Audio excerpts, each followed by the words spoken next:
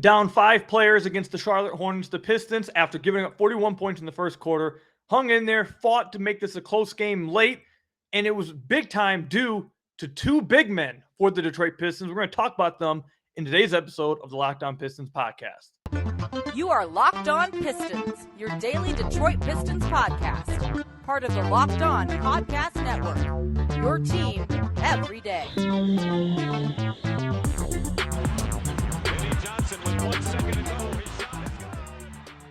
What's the deal? Welcome back to another episode of the Locked On Pistons podcast. Per usual, I'm your host, Kuka Hill. You can find me over on Twitter at Kuka Hill. I want to thank you guys for making Locked On Pistons your first listen of every single day. We are free and available on all your podcast platforms. If you haven't already, head to the YouTube channel at Locked On Pistons. Hit that subscribe button or leave us a 5-star review on whatever podcast platform you're listening to this on.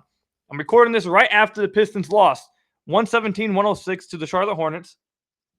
In this game, they're without Isaiah Stewart, they're without Jaden Ivey, they're without Jalen Duren, and they're without Bojan Bogdanovic. Also, real quickly, Nerlens Noel and the team came to an agreement on buyout, so he's no longer even on the roster. Felt like that anyways. But they were without 4 starters in this game.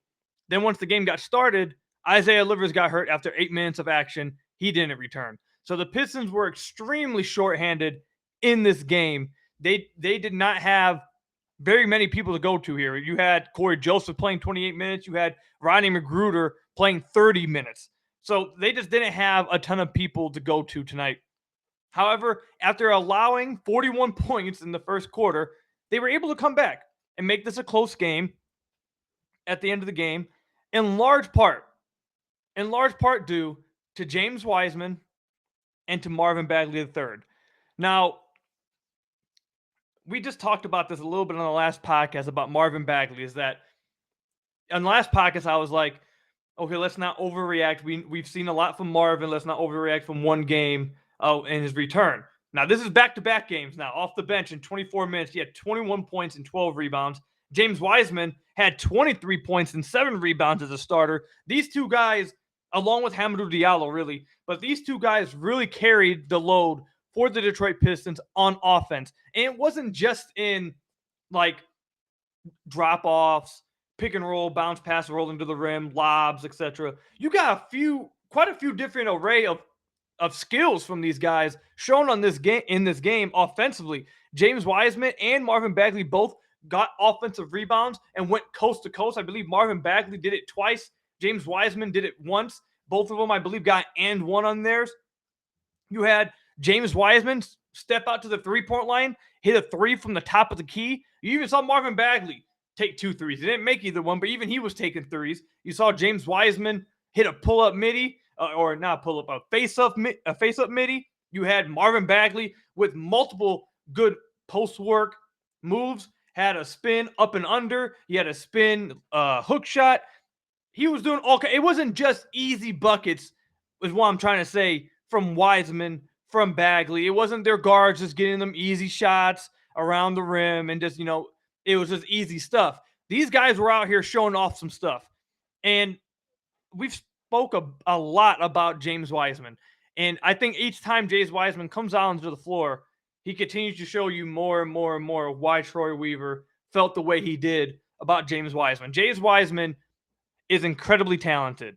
He is an incredibly talented offensive player. He has a ton of raw skill that can be crafted into being something legit over time, over reps, as he develops, etc. You can see that night in and night out as he comes, as the games continue to come along with him in the Pistons uniform. He continues to look better and better and better. And Marvin Bagley tonight, man, I want to give him a ton of credit, not just for obviously 21 points, 12 rebounds, not just for taking the ball coast to coast a few times, not just for the post work that we talked about earlier, but he injured his hand. The hand that he just came back from, the injury that he just came back from, he injured it again. In the third quarter, he did something to it. I didn't see where exactly it happened, but he was playing with his hand for the rest of the game. You could see that he was obviously bothered by it. The camera caught it a few times. So I don't know if that's something that, may be serious, that they may be checking after the game. I don't know how serious it is. I don't know if it's just a, aggravation. I don't know what it is. But he continued to play. He played to finish this game. He didn't let that get him out of the game. He remained aggressive. He fought through that. And that deserves a ton of respect. To be able to play through an injury that you just came back from, it was very clearly bothering him, and not just play through it, but play extremely well, is incredibly impressive from Marvin Bagley. And again, James Wiseman, another guy. Both of those guys carried it for the Pistons. And at the end of the game, I believe for the final 3 minutes, like 20 seconds, we did get to see James Wiseman and Marvin Bagley on the floor together. Now, in those 3 minutes, not much happened. The Pistons ended up losing the game. I believe the Hornets went from up 6 to up 10, and they ended up winning by 11. It's only 3 minutes. Not much happened at all in those minutes. So it's not something you really can analyze and see how it looked, in my opinion. I'm really interested to see if they try to go to Wiseman and Stu, or Bagley and Stu, what the combination they go to when they play next, because I don't think Jalen Duren's gonna be back next game. He's dealing with both ankles right now, so I'd highly doubt that we see Jalen Duren next game. So I'm interested to see what combination they go with in this next game. But yeah, these two big men, they carried it for the Pistons, and they do it in limited amount of minutes. They're not playing 30 plus minutes, 35 minutes. James Wiseman did 23 and 7 in 26 minutes of play. Marvin Bagley did 21 and 12 in 24 minutes of play. Like, these guys are able to put up a lot of numbers in very small minutes. It makes me wonder what would happen if they got like 30 minutes a game. Like, what would their stats look like if they got to play 30 plus? But I don't know if that's really feasible for either of those guys. You probably could say that it was possible tonight if they wanted to. Actually, no, not really, because they were down a lot of guys, and they were probably trying to keep one on the court at the same, or at all times, because they were without. Those are the only two big men they had, so they didn't want either of them getting foul trouble and get too tired. So I get why they had to stagger it tonight. But I'm interested to see what happens if either one of those guys get 30 plus minutes in the future. But big time game from both of these guys. Big time game. Shows a lot of stuff, a lot of skills, a lot of different ways they scored the basketball. I'm interested to see how they continue to use them moving forward once all four bigs are healthy. I don't know how long it's going to be till we see that because of Jalen Duren's ankles, but tremendous game. Tremendous game from James Wiseman and Marvin Bagley. Coming up, though, I want to talk about these injuries that the Pistons were dealing with in this game. Is this the start of the tank session, or are these legit injuries and maybe we're reading too far into it? We'll talk about that and some of the other play we saw in this game. Hamidou Diallo, who also had 23 points. We'll talk about him coming up. But first, I got to tell you guys about one of our sponsors. Let me tell you a little bit about Built Bar. You're looking for a delicious treat, but don't want all the fat and calories, then you got to try Built Bar. We just got through the holidays. I know my goal is to eat a little healthier this year. If you're like me, where you want to eat healthier but don't want to compromise taste, then man, I got the thing for you. You got to try Built Bar. With Built Bar, healthy is actually tasty. Seriously, they're so delicious, you won't think they're good for you. Perfect for your New Year's resolution. What makes Built Bar so good? Well, for starters, they're covered in 100% real chocolate. That's right, real chocolate. And they come in unbelievable flavors like churro, peanut butter brownie, and coconut almond. I'm not sure how Built does it, but these bars taste like a candy bar while maintaining amazing macros. And what's even better is that they're healthy for you. Only 130 calories, 4 grams of sugar, with a whopping 17 grams of protein. And now you don't need to wait around to get a box. For years, we've been talking about ordering your Built Bars at Built.com, and now you can get them at your local Walmart or Sam's Club. That's right, head to your nearest Walmart today, walk to the pharmacy section, and grab yourself a box of Built Bars. You can pick up a 4-bar box of cookies and cream, double chocolate, or coconut puffs. Or if you're close to Sam's Club, run in and grab a 13-bar box with our hit flavors, brownie batter, and churro. You can thank me later. Again, you can go to Built.com, you can go to Sam's Club, or you can go to Walmart to get the best tasting protein bar out there. That is Built Bar. So I want to thank you guys again for making Locked On Pistons your first listen of every single day. We are free and available on all your podcast platforms. If you haven't already, head to the YouTube channel at Locked On Pistons, hit that subscribe button, or leave us a 5-star review on whatever podcast platform you're listening to this on. That's another great way to support the podcast. So just real quickly, I want to touch on, are the Pistons just straight up tanking? I don't know. I don't know if they are. I know they said that this Bojan injury is something that Dwayne Casey ended up speaking about it. He said that this is something they don't want to become something long-term because he's dealt with the Achilles before, and they want to make sure he's fully all right and all that stuff. just happens to be in the same game. We don't get Jaden Ivey, Jalen Duren, Isaiah Stewart. Now, Jaden Ivey missed this game because of personal reasons. Jalen Duren, we know, is legit hurt. And Isaiah Stewart, we know, is legit hurt. So do I think the Pistons are just hiding their tank, or are they actually hurt? I think they're actually hurt, and they have legit reasons, all outside of Bojan. I think Bojan, you can question whether or not they're actually going like the whole tank route. But the other guys, I think they're 100% dealing with stuff. And I don't think fans should be believing that they lied about Jaden Ivey having personal reasons or something, or that Jalen Duren's not actually hurt, Isaiah Stewart's not actually hurt. Those guys are actually dealing with stuff, and I don't think that's contributing to the Pistons' tankathon to end the season. What's going to be really interesting, though, is that Isaiah Livers got hurt, and he never came back in this game. Now, we don't know how legit the injury is, how serious the injury is, but if the injury is serious, we just talked about in the last podcast that if Bojan does eventually get shut down for the season, Isaiah Livers would be the one to get the most from it. And now he's hurt.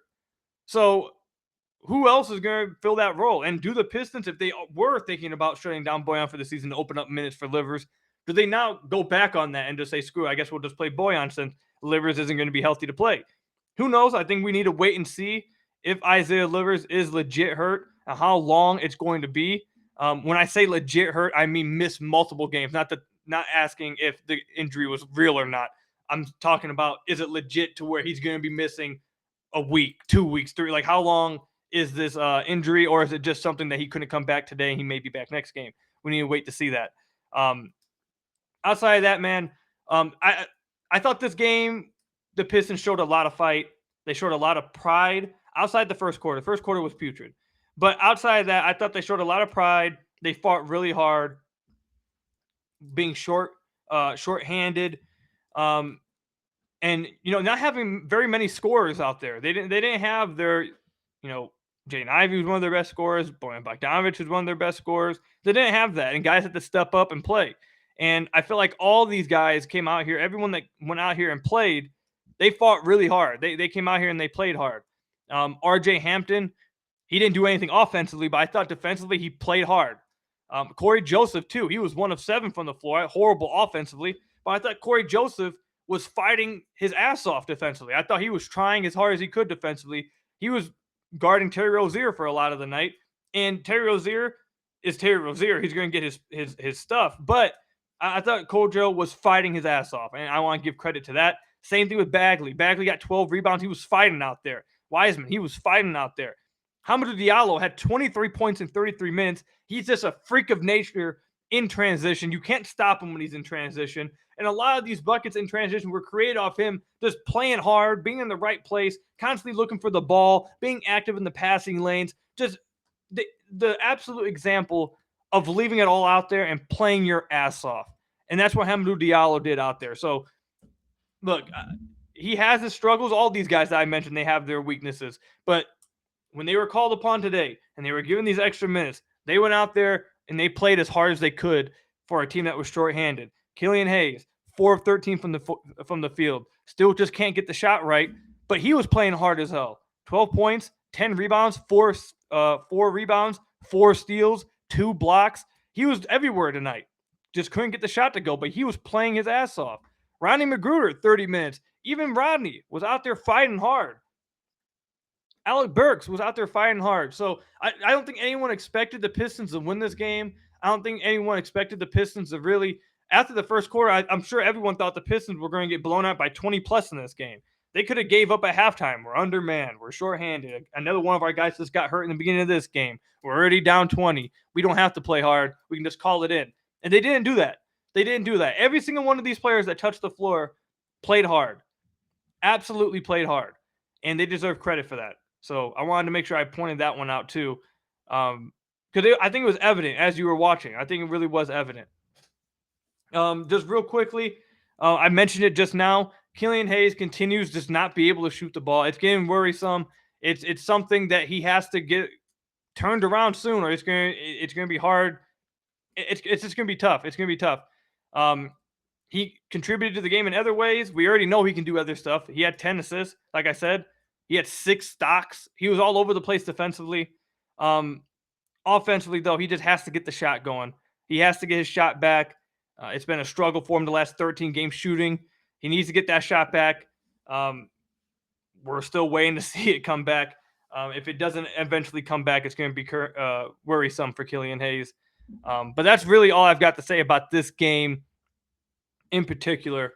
There's not much else. Oh, actually, we just got an update. I know this isn't Pistons related, but I do want to throw this out there because I'm sure a lot of you guys are just NBA fans, and it happened in this game. Apparently, LaMelo Ball in the third quarter, he fell down after he tried to pull off a double crossover at the right wing, and he ended up just falling over. I didn't know what it was. I thought he just tripped over his feet or something. I mean, he didn't come back in that game. He walked immediately to the locker room. Turns out he has a fractured left ankle. That's tough. That's tough. Or fractured right ankle. That's tough as hell. LaMelo's a fun guy to watch. He was fun as hell to watch tonight. He started off hitting 3 threes from Detroit in this game. He's a fun guy to watch, and he was on a roll tonight. It sucks to see a dude go down against the Pistons. It sucks to see a guy go down at any times. But definitely sucks to see that for LaMelo. He's a fun guy to watch. So I did want to tell you guys that update real quickly. Since it did happen in this Pistons game, we're wishing LaMelo Ball a speedy recovery. Hopefully he comes back 100% because he is an extremely fun guy to watch. Coming up, though, I want to talk about more about what we've seen from James Wiseman. This podcast, we're going to be doing damn near every game. It's going to be an update on James Wiseman and how he's looked so far each time. Is it stopped rising, up, is it falling down, etc. We're going to be doing an update probably at the end of each podcast. It's going to be just an update on James Wiseman and how he's looked. So we'll talk about that. But first, I got to tell you guys about one of our sponsors, LinkedIn. These days, every new potential hire can feel like a high-stakes wager for your small business. You want to be 100% certain that you have access to the best qualified candidates available. That's why you have to check out LinkedIn Jobs. LinkedIn Jobs helps you find the right people for your team faster and for free. When you go to LinkedIn, you simply add your job and the purple hashtag hiring frame to your LinkedIn profile to spread the word that you're hiring. Simple tools like screening questions make it easy to focus on candidates with just the right skills and experience so you can quickly prioritize who you'd like to interview and hire. What's a better way to start off the new year anyways by finding the best candidate for your small business? That's why small businesses rate LinkedIn Jobs #1 in delivering quality hires versus leading competitors. LinkedIn Jobs helps you find the qualified candidates you want to talk to faster and easier. Post your job for free at linkedin.com/LockedOnNBA. That's linkedin.com/LockedOnNBA to post your job for free. Terms and conditions apply. Again, that's linkedin.com/LockedOnNBA to post your job for free.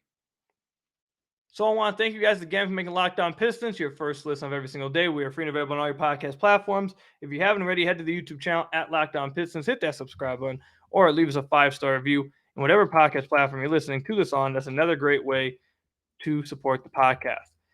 So James Wiseman, we talked about him earlier, 23.7 rebounds. His stock continues to rise with the Pistons. Continues to rise.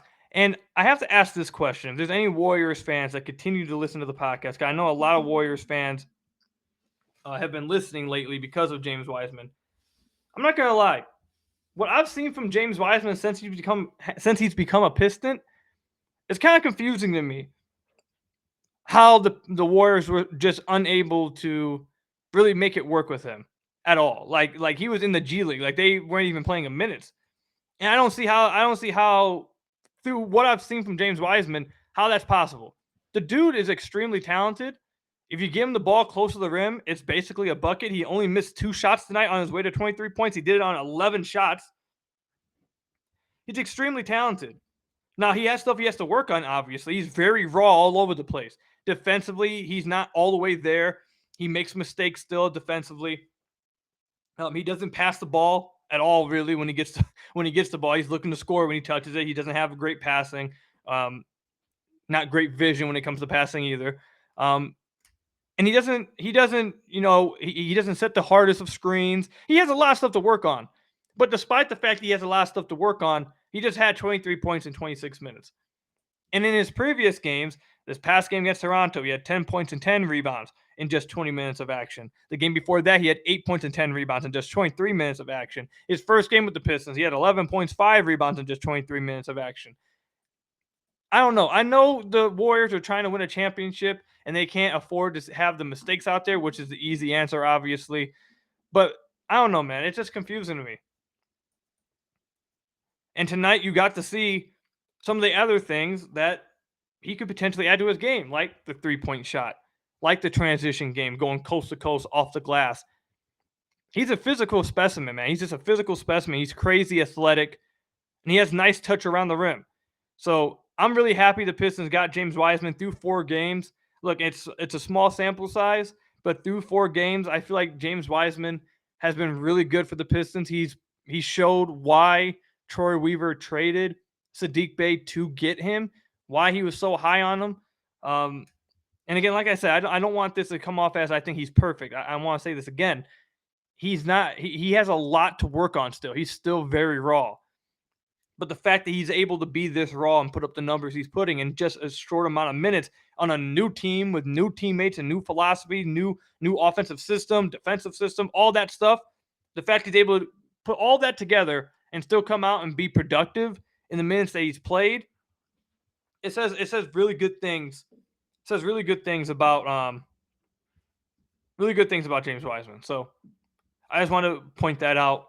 We're going to be doing, like I said, probably at the end of every podcast, we'll be doing like a check-in update with James Wiseman and his stock rising and falling. I guess to wrap up the podcast, I just want to say, what a worse time for an injury for Isaiah Livers. Isaiah Livers looked like he was about to get a ton of minutes. He had just got off playing the last few games really, really well. They traded not Isaiah Stewart. They traded Saddiq Bey to open up minutes for Isaiah Livers. Bojan Bogdanovic is now out. There was thought that he might be getting shut down soon. All that stuff was looking like Isaiah Livers' key, his ticket to getting 30-plus minutes a game. And now he goes down with this injury. We don't have an update right now. We don't know what exactly is wrong with him. I believe it looked like he went up for an alley-oop defensively and swatted it away and came down wrong on his leg. When he went to the bench, he looked like he was pointing at his thigh, but I'm not sure what exactly. Not exactly it was. I'm looking right now at the Pistons beat writer to see if they've tweeted anything out about Isaiah Livers, and I don't see anything right now. I don't think we're going to get an update, but it's literally the worst possible time he could get one. Worst possible time he could get one. It looked like he was going to have all kinds of minutes handed to him, and about to see him try to take another leap as a player or another step as a player. And if this is serious to where he's going to miss a few games, it's just tough, man. It's just tough, man, for it to happen at this moment, at this time for him, because this is going to be his chance right here. So I don't know how long Stu's going to be out. Don't know how long Ivy's going to be out with those personal reasons. Don't know how long Duren or Bojan will be out or how long Livers will be out. But the Pistons are going to need some of these guys back, because I don't know if you can rely upon just simply playing hard and leaving it all out there from a mental standpoint. You can't rely on that to keep you close in games, especially when you're not going to be going against the Hornets, who don't really want to play defense. Other teams are going to want to be playing defense. So I don't know if they can rely on that. So they're going to need their guys to get back.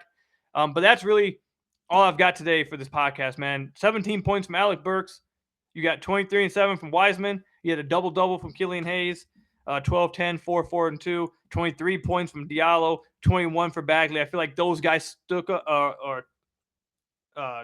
came up and played hard with the injuries, stepped up when they needed to with men down, and they gave it all they could, and the Pistons lost anyways, but it is what it is. Hopefully they get some of their guys back, and we can see this front court pairing of this front court, really not pairing, but these 4 guys in the front court, to see what they look like and what lineups they go with those guys. But that's all I've got for you guys today. Short podcast today, yeah. Not much to talk about. A quick game, not much to talk about from the game either. So short podcast. Hope you guys have a great day. Thank you guys for making Locked On Pistons your first listen of every single day. Free and available on all your podcast platforms. Hit that subscribe button on the YouTube channel. Leave us a 5-star review on whatever podcast platform you're listening to this on. And until next time, I'll see you guys later. Stay safe, go Pistons, and peace out.